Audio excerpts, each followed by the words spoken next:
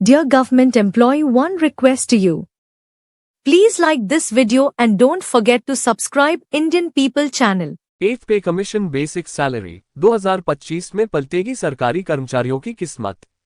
50,000 तक पहुंच जाएगी बेसिक सैलरी। समझे 8वें वेतनमान का गणित। आयोग न केवल वेतन और पेंशन समायोजन पर ध्यान केंद्रित कर रहा है, बल्कि महंगाई भत्ते, डीए और अन्य भत्तों को संशोधित करने पर भी ध्यान केंद्रित कर रहा है। केंद्र सरकार के कर्मचारी और पेंशन भोगी प्रधानमंत्री नरेंद्र मोदी की अगुवाई वाली सरकार की ओर से 8वें वेतन आयोग के गठन की घोषणा का सरकारी कर्मचारी बेसब्री से इंतजार कर रहे हैं। 8th पे commission basic salary hike news and updates. अगर आप सरकारी कर्मचारी हैं तो आपके लिए बड़ी खुशखबरी आ गई है।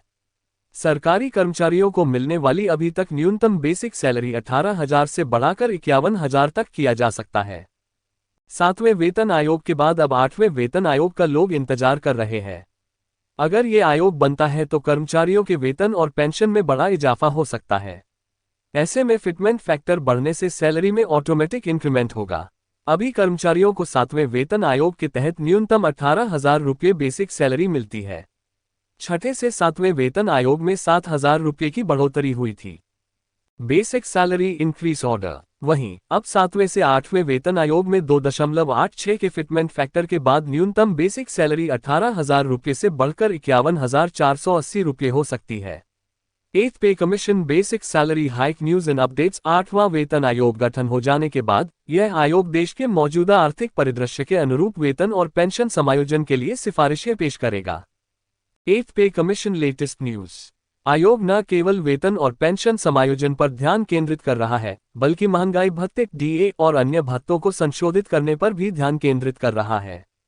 महंगाई भत्ते, जो महंगाई के प्रभावों को कम करने के लिए आवश्यक है, कि आमतौर पर हर 2 साल में समीक्षा की जाती है।